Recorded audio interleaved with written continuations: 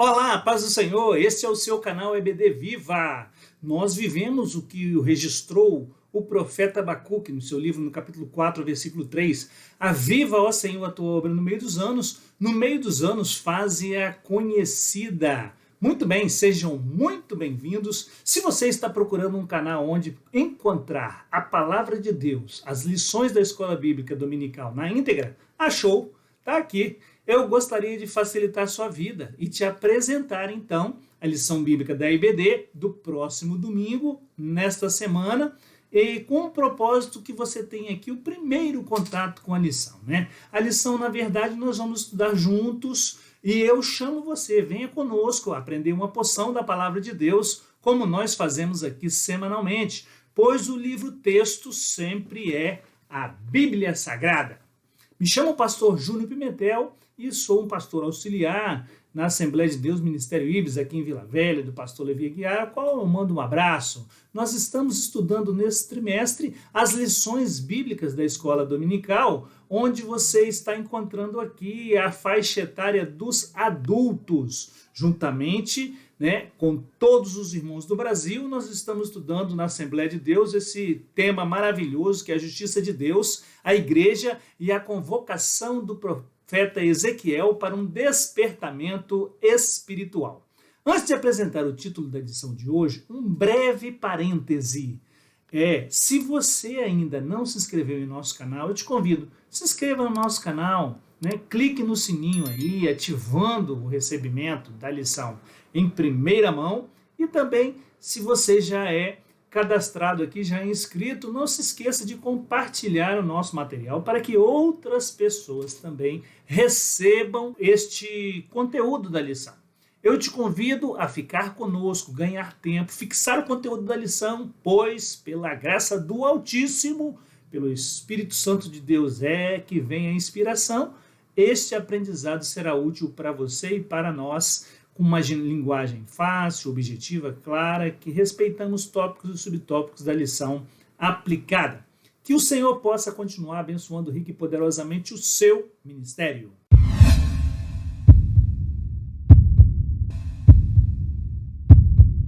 Na lição anterior, nós estudamos sobre um importante assunto, o bom pastor e os pastores infiéis. Aprendemos que a Bíblia nos revela como o nosso bom pastor, que é o nosso Deus, e como isso se aplica também aos pastores terrenos, aqui, aos líderes eclesiásticos, que dá Deus, por sua infinita misericórdia, bons pastores a nós e também remove os maus. No capítulo 37, nós vemos a restauração de Deus, quando Deus manda ele profetizar sobre os ossos secos, mas nós não vamos nos ater a este capítulo hoje. É um assunto de domingo que vem, onde formou um grande exército aí, depois que Deus mandou dar vida aos ossos secos. E hoje nós vamos estudar a lição de número 9, que tem por título Gog e Magog, um dia de juízo. Nós estudaremos a mensagem revelada por Deus por meio do profeta Ezequiel a respeito desses acontecimentos escatológicos. Estudaremos um ramo da teologia, escatologia bíblica. Eu, particularmente, achei uma lição que precisa de uma atenção extrema para que possamos entender. Se você achar por bem, assista mais de uma vez, volte aos pontos que não compreendeu e faça sucessivas aproximações dos pontos principais. Anotações e pesquisas são sempre importantes, essas pesquisas adicionais, é a nossa sugestão. Pois bem, cremos que você estará apto a responder algumas perguntas ao final da lição de hoje. Vamos às perguntas. Pela descrição profética, o que o nome Gog parece indicar? Quem são os persas hoje? Qual o significado da palavra hebraica Rosh? O que levou muitos estudiosos a identificar a Rússia como Gog? E de onde veio a interpretação de que Gog é a Rússia?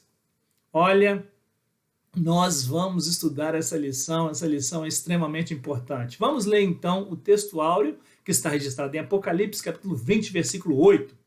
E sairá a enganar as nações que estão sobre os quatro cantos da terra, Gog e Magog, cujo número é como a areia do mar para juntar em batalha. Vamos, sem perder tempo, à verdade prática. A palavra profética anuncia que, antes da restauração espiritual de Israel, virão Gog e seu bando para invadir a Terra Santa, mas eles serão derrotados. O livro de Ezequiel trata de profecias que ainda não se cumpriram e em Israel. Significa dizer, irmãos, que elas se cumprirão no futuro, pois a palavra de Deus é o quê? Inerrante, infalível e inspirada. As profecias da Bíblia a respeito da nação de Israel são um testemunho vivo, poderoso, eficaz da intervenção divina no mundo, e que Deus tem o fio da história em suas mãos. Essas profecias revelam muito da natureza e da relação de Deus para com seu povo. A profecia, então, de Gog e Magog é uma daquelas que ainda se cumprirá e nós temos plena convicção disso. Vamos adentrar na leitura bíblica em classe da lição de hoje, que encontra-se em Ezequiel, capítulo 38, versículo de 1 a 6 e 39, de 1 a 10. Veio mais a minha palavra do Senhor, dizendo: Filho do homem, dirige o rosto contra Gog, terra de Magog, príncipe e chefe de Meseque e de Tubal, e profetiza contra ele. E dize: Assim diz o Senhor Jeová: Eis que eu sou contra ti, ó Gog, príncipe e chefe de Meseque e de Tubal, e te farei voltar, e porei anzóis nos teus queixos, e te levarei a ti, com todo o teu exércitos e cavalos e cavaleiros, todos vestidos bizarramente, congregarão grande com escudo e rodela, manejando todos a espadas. Persas, etíopes e os de Pute, e com eles todos com escudo e capacete. Gomer e todas as suas tropas, a casa de Torgama, da banda do norte, e todas as suas tropas, muitos povos contigo. Já no Ezequiel 39, versículo 1 diz: Tu, pois, ó filho do homem, profetiza ainda contra Gog e diz: Assim diz o Senhor Jeová: Eis que eu sou contra Gog, príncipe e chefe de Meseque e de Tubal, e te farei voltar, e te porei 6 anzóis, e te farei subir das bandas do norte, e te trarei aos montes de Israel. E tirarei o teu arco da tua mão esquerda, e farei cair as tuas flechas da tua mão direita. Nos montes de Israel cairás, tu e todas as tuas tropas, e os povos que estão contigo, e as aves de rapina, e as aves de toda a asa, e aos animais do campo te darei por pasto. Sobre a face do campo cairás, porque eu falei, diz o Senhor Jeová, e enviarei um fogo sobre Magog, e entre os que habitam seguros nas ilhas, e saberão que eu sou o Senhor. E farei conhecido o meu santo nome no meio do meu povo de Israel, e nunca mais deixarei profanar o meu santo nome. E as nações saberão que eu sou o Senhor, o Santo de Israel. E eis que é vindo e se cumprirá, diz o Senhor Jeová, este é o dia de que tenho falado. E os habitantes das cidades de Israel sairão, e totalmente queimarão as armas, e os escudos, e as rodelas, com os arcos, e com as flechas, e com os bastões, e isso por 7 anos. E não trarão lenha do campo, nem a cortarão nos bosques, mas com as armas acenderão fogo, e roubarão os que o roubaram, e despojarão aos que o despojaram, diz o Senhor Jeová. Essa lição é escatológica, como dissemos, é uma lição específica em meio às 7 lições que nós já estudamos nesse trimestre. Não podemos ser dogmáticos e vamos seguir a descrição do autor da lição de hoje, né? E vamos já aos objetivos da lição.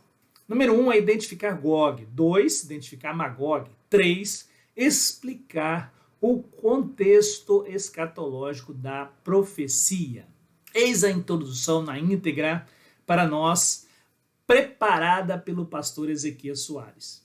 A profecia cumprida na antiguidade bíblica tem levado a ala mais céticas, aqueles que não creem, a argumentar que a profecia foi escrita depois do acontecido. Com relação às profecias messiânicas, não há como defender esse pensamento. Nesta lição, veremos, na verdade, as profecias de Ezequiel que tratam de eventos que ainda não ocorreram com Israel. Mas, muito mais agora, com Israel no centro do noticiário mundial, eles não podem dizer que a profecia que escreveu o profeta Ezequiel foi depois dos fatos. Israel é o relógio de Deus na terra, irmãos, pois os fatos narrados na Bíblia, ao longo da história, traz as profecias escatológicas e elas se cumprirão.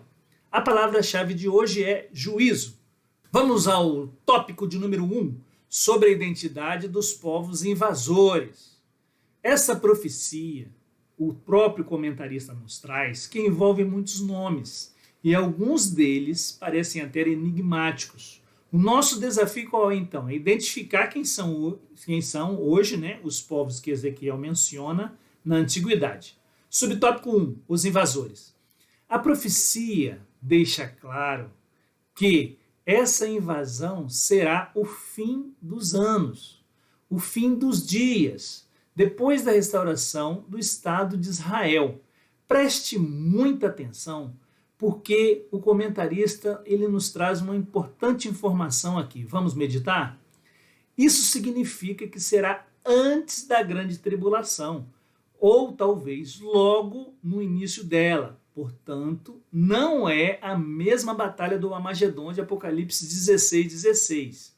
Mais um ponto importantíssimo é preciso guardar é que os povos da coalizão do príncipe ou comandante chamado Gog são da Banda do Norte e outros grupos do norte da África, como etíopes e os de Put. Nós vamos compreender no decorrer da lição que estes pontos, né, vão ser expostos para nós claramente, principalmente no capítulo 39, que descreve a derrocada de Gog e seus confederados.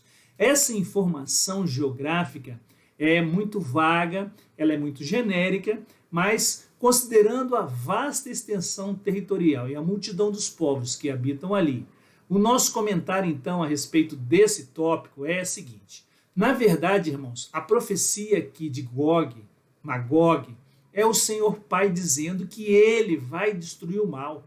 O bem prevalecerá. Ele vai agir com justiça e vai intervir na história contra os inimigos do povo de Deus.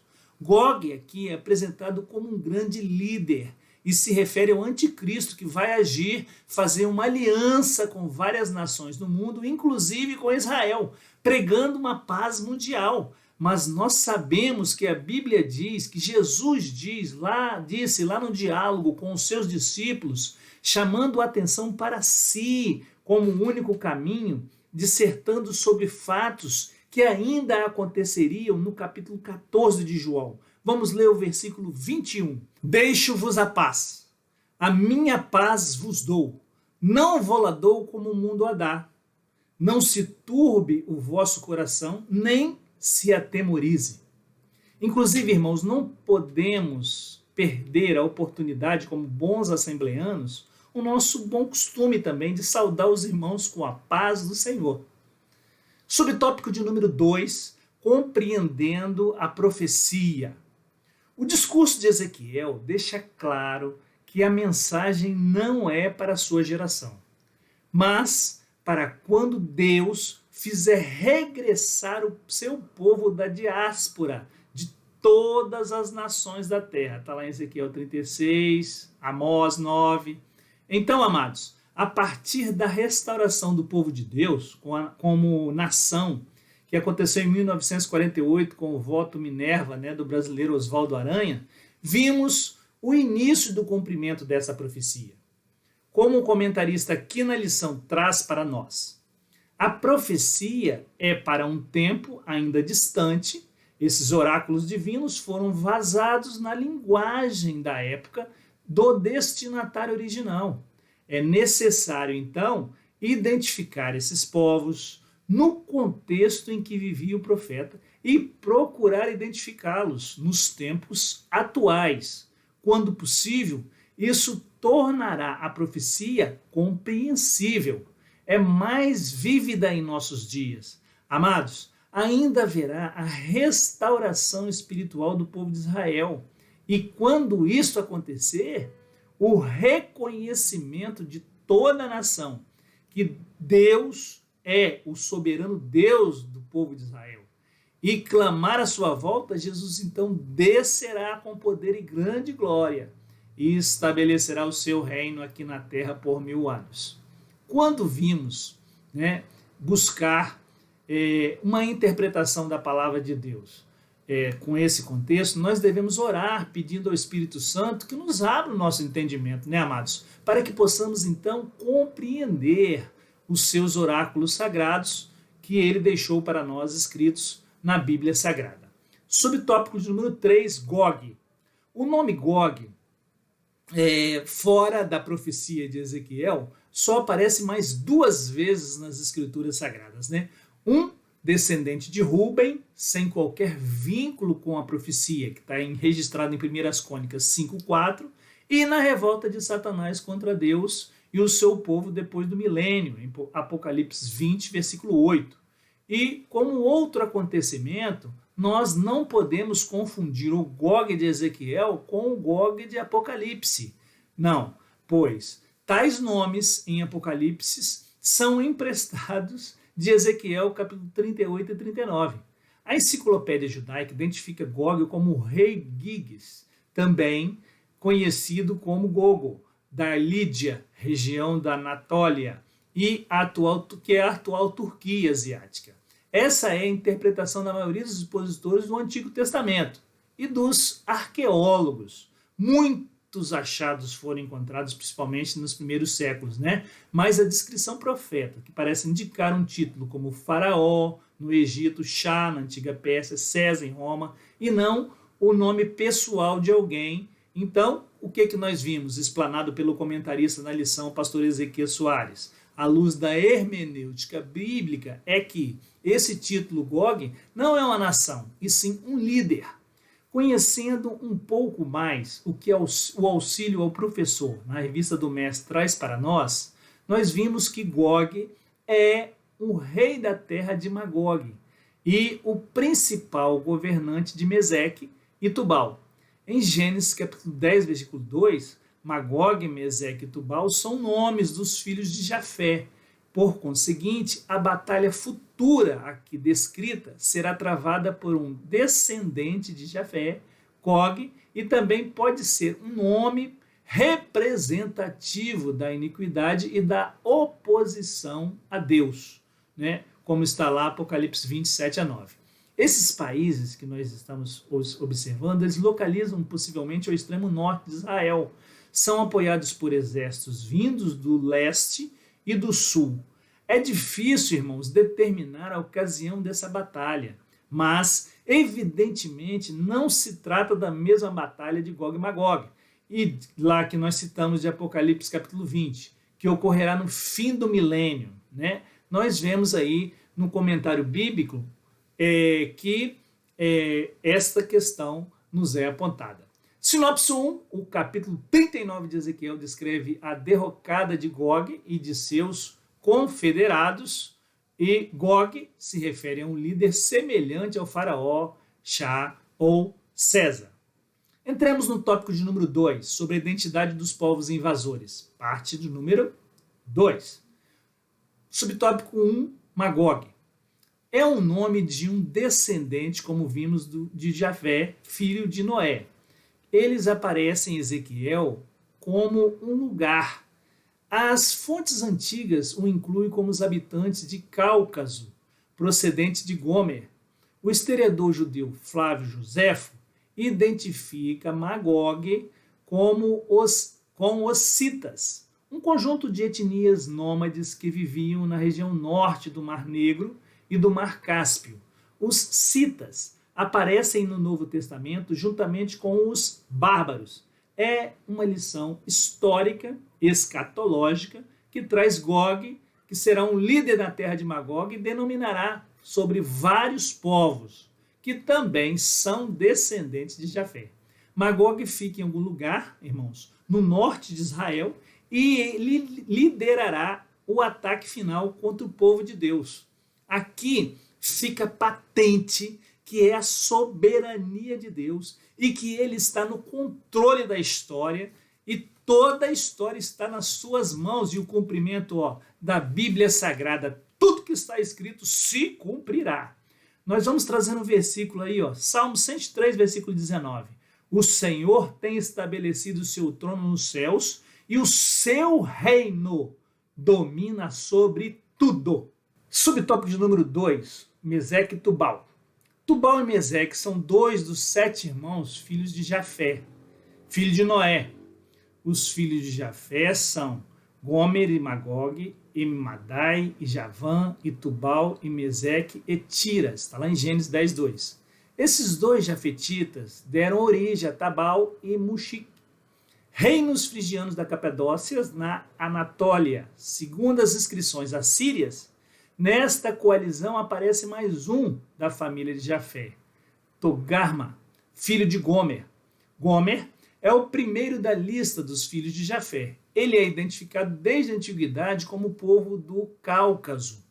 Não há data específica dessa referida passagem, a não ser nos últimos dias, que nós aprendemos hoje, né? Irmãos, Meseque e Tubal, em Ezequiel, tem um significado de regiões geográficas, muito provavelmente povoadas pelos descendentes, então, dos filhos de Noé, como nós vimos agora.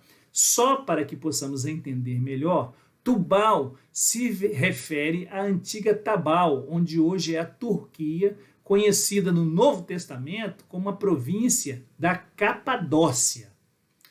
Subtópico de número 3, a coalizão de Gog. Fazem parte do bando de Gog mais 5 povos, persas, etíopes e os de Put, e com eles todos com escudo, capacete, Gomer e todas as suas tropas, a casa de Torgana. E também todos eles são citados previamente nos oráculos de Ezequiel. A Bíblia hebraica emprega o nome Cush para Etiópia e Put para Líbia. Ambos, Cush e Put, são descendentes de Cã, filho de Noé. O norte da profecia em relação a Israel inclui a Mesopotâmia, a Ásia Menor e as regiões do Mar Negro e do Mar Cáspio. Os persas são os atuais iranianos. A Pérsia teve o nome mudado para Irã em 1935.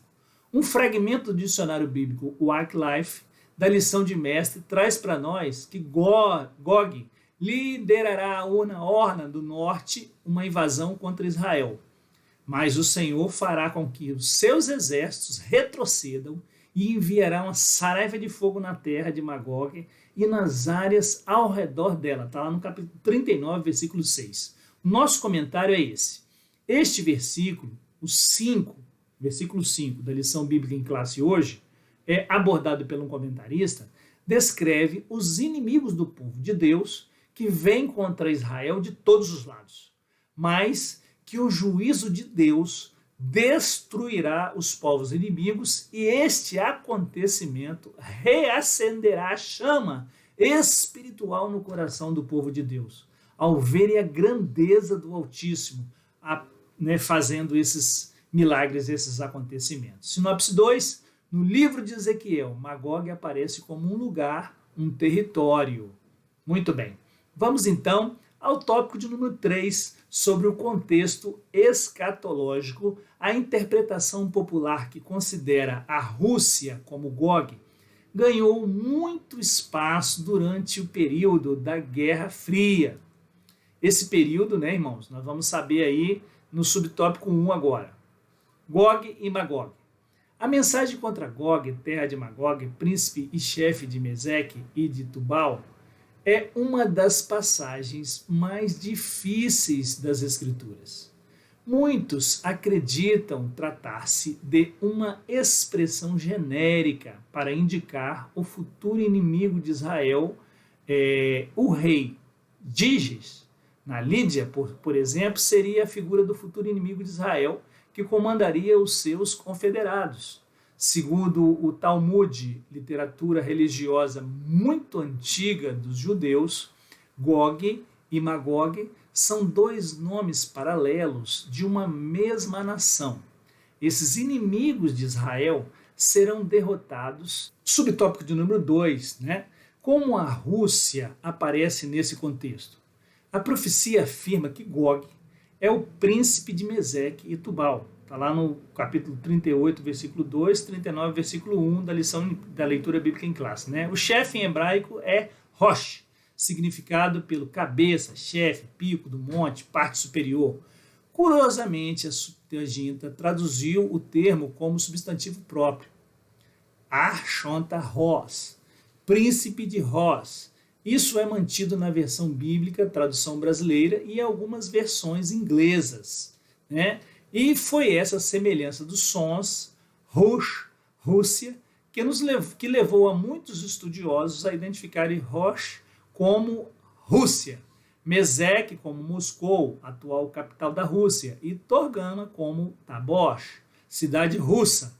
Agora, com a invasão pela Rússia da Ucrânia, ressurge então a interpretação do Reino do Norte e alguns estudiosos trazem nomes afirmando categoricamente que nós ficamos aí com o nosso comentarista, né, que não é uma opinião categórica, mas é um ramo da hermenêutica bíblica que traz esses estudos e nós estamos passando aqui por eles. Subtópico 3, a origem da interpretação. Esse pensamento não veio dos pentecostais e nem se trata de uma ideia oriunda das dispensionalistas, como equivocadamente dizem os críticos. É isso que o nosso comentarista traz, né? Essa interpretação, então, vem de longe, desde Gesenius, 1787 a 1842, famoso orientalista alemão. Em seu lexo hebraico, o Rosh de Ezequiel 38:2 são os russos. Depois da Guerra Fria, o assunto foi ficando no esquecimento, mas com a guerra da Ucrânia em 2022, a relação entre Rússia e o Ocidente está voltando ao cenário mundial e o que era antes da queda do Muro de Berlim em 1989, né? A queda do Muro de Berlim na época do presidente Ronald Reagan e Gorbachev, presidente da Rússia, né? Época, então, da queda desse muro, também faz parte do processo, a queda do bloco comunista, né, que na Europa Oriental. Então, se iniciou então, a partir do final da década de 80, os fatos que nós estamos narrando para os irmãos. Sinopse 3, o contexto escatológico confirma que os inimigos de Israel serão derrotados porque Deus está do lado do seu povo. Vamos ampliar um pouquinho o nosso conhecimento. O importante em nosso estudo não é a identidade de Gog e seus confederados. Isso são detalhes, irmãos, mas mostrar ao mundo a veracidade da palavra de Deus.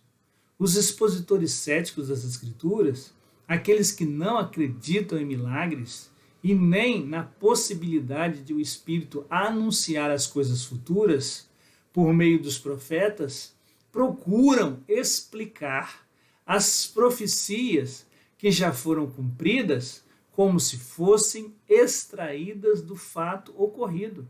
Mas isso não é verdade. Eles chamam essa suposta pia-fraude de vaticínio de evento, vaticínio, predição, oráculo, a partir de um evento, fato, como se a profecia fosse escrita depois do acontecimento. Agora, com o cumprimento das profecias bíblicas na atualidade, eles não têm esse argumento em favor do vaticínio, esse evento. Vamos à conclusão da nossa lição de hoje, né? É importante saber que a invasão de Gog e seu bando à terra de Israel é distinta da batalha do Armagedon, pois o ataque de Gog será após a restauração de Israel, antes ou logo depois de começar a grande tribulação, ao passo que o Armagedon se dará no final desse período. Cabe ressaltar que essa invasão não é a mesma rebelião de Gog e Magog, como nós já dissemos 2 vezes no decorrer da lição. Muito bem, irmãos, nós sabemos que haverá a restauração nacional e espiritual de Israel. Mas esse assunto importante será tratado na próxima lição.